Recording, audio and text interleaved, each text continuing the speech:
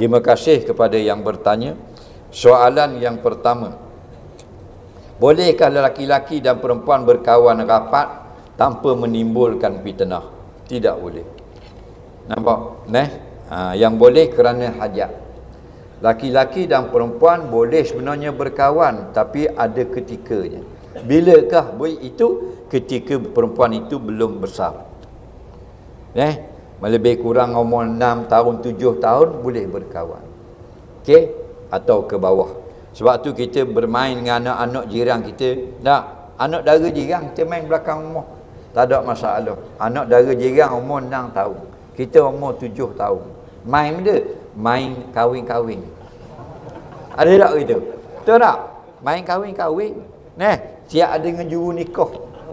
Main pondok-pondok. Betul tak? Anak jiran, anak dara umur 5 tahun. Kita umur 6 tahun setengah. Main nikah-nikah. Pas nikah wak si lemak, si dagang, si kabu. 3 set ada nasi. Dalam pasir belaka. Lepas tu pas main makan si kabu, main tidur-tidur pula. Haram tak? Tak haram. Kenapa? Itu umur dibenarkan berkawan laki-laki dan perempuan yang bukan mahram. Kenapa? Kerana belum lagi ada application syahwat di dalam tubuh badan manusia. Masuk umur 12-13 jadi haram. Kenapa? Kerana datang syahwat. Jadi tak ada masalah umur 6 tahun anak dara main tidur-tidur dalam pondok. Lelaki umur 7 tahun. Cuma main umur 22 anak dara. Lelaki main 24 main tidur-tidur dalam pondok. Esok tu bik sekor lagi baby pondok.